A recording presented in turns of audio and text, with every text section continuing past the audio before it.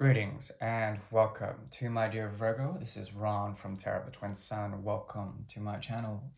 Tarot of the Twin Sun is a functional division, a praxis within the order of the Twin Sun. And today we shall be doing for the energy of Virgo, the service of the sixth house. It is a service that is based on the method and practicality of certain things that are mercurial or tied to the mind, are tied to neurological capacities of the great knowledge that maps itself in materialized way within the sea of consciousness. What strikes me before we get into the great mirror is the Nine of Cups in reverse. Excuse me, that is the Ten of Cups in the reverse. There is a type of corrosiveness in the very container of that which is Neptunian. The veil has a somewhat grainy appearance, or something that has aged terribly with time. And this is getting old to the point where your tendencies towards fashioning things of that which are old-fashioned have been come within question. Ways of being with the family, ways of being with communities, artistic communities, anything that has to do with heritage, or perhaps the projection of romantic finalities. These are all coming to a halt. And there's something about your creative capacities that are being objectified, and the very memories that stem from familial responsibilities are being questioned. The Great Mirror is a tool designed, excuse me, to devise a way of seeing various polarities and understanding the mode of karma between each polarity. That is, your energy, your significant other's energy, and the mirror between shows the reflective capacities, the reflexive capacities of that which may be karma. Okay? So this won't resonate for everyone. However, do take what you will. Know that this is of pure intention for the energy of the sixth house.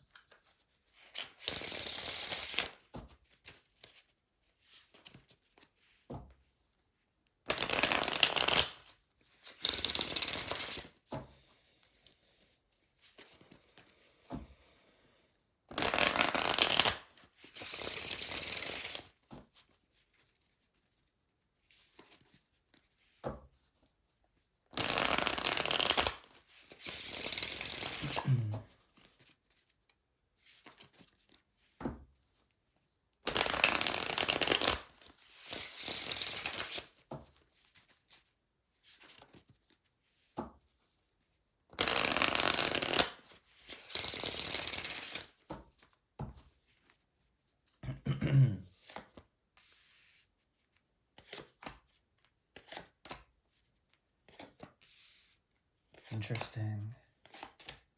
Very.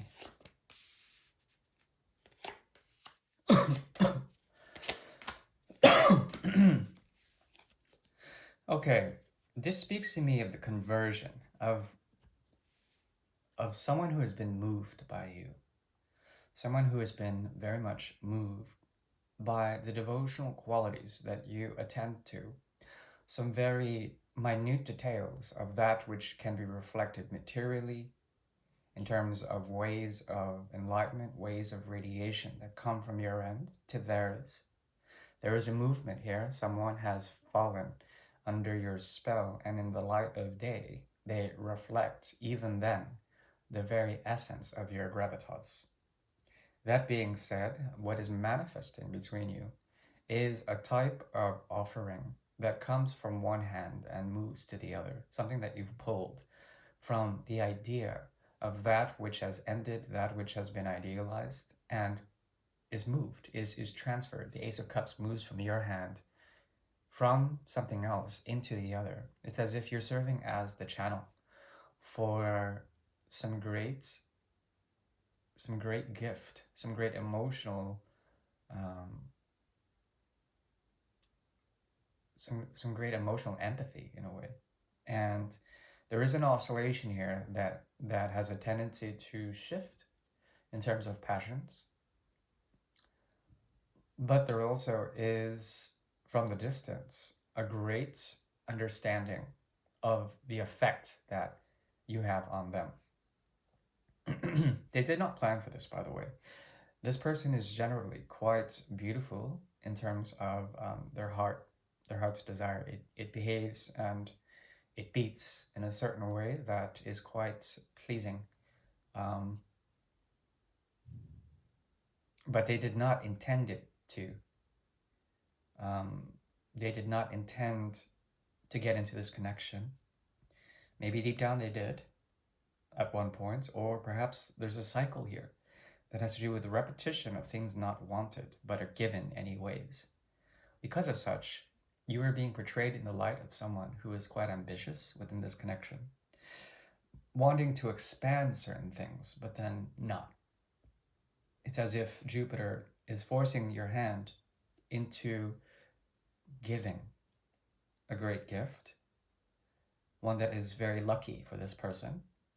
It's a stroke of luck. You represent a stroke of luck for them, but also there's a transformational quality here that first, once the Jupiterian gift is offered, it is squashed by Saturn, compressed, and then transformed into what?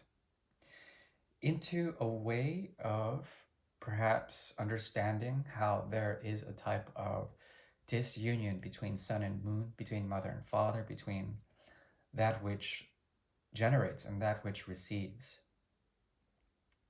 Okay? So that could mean that there would be a flipping eventually.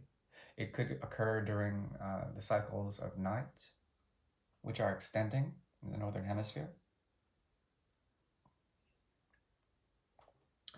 It could also mean that what you're trying to bring in here is a mode of process that is guided by your ambition, but is set onto the table to understand how to deliver a very Martian or Plutonian way of converting something, converting by simply letting it pass through you. It's as if you've been possessed by something, by a higher power, and you pass off your chalice of that which you possess without question. And in this, there is a type of learning process. There is a type of enlightenment, uh, a process much like yours, but more of a beautiful process within them that tries to distinguish between desire and love. It's very strong here. The Two of Cups, the Ace of Cups, there is a signature of love here. Signature. But this person is trying to understand whether it is desire or love. And that which brings them sunshine, that which brings them the sage sort of ninth house expansion that they've been searching for all their life. There is a very Aquarian aspect that challenges the expansion of Sagittarius. Could also be Gemini. Because of such, there's a knowing here, a programming that becomes immediately projected by them. Excuse me. And they have a tendency to cut off certain things, to steal certain things, to scurry off into the night. But because they're in a period of dayshine, of sunshine, there's an element here that has to do with them returning to that point of departure and becoming a key contributor to understanding something that they've been trying to offer you. In this respect, it's very difficult because you're in a mode of processing. You guys are both in a mode of trying to make peace, but in this, it's very steamy, and there's a compression here, and it's hard for them to make an offer they want to, but they see that their offer would be an act of monstrosity or an act of prodigalite, which is prodigy. So there is a genius signature to this person in which their IQ gets the better better half, if you will, and it's hard for them to truly live up to that which has been affecting them very much, that which has been transforming them very much.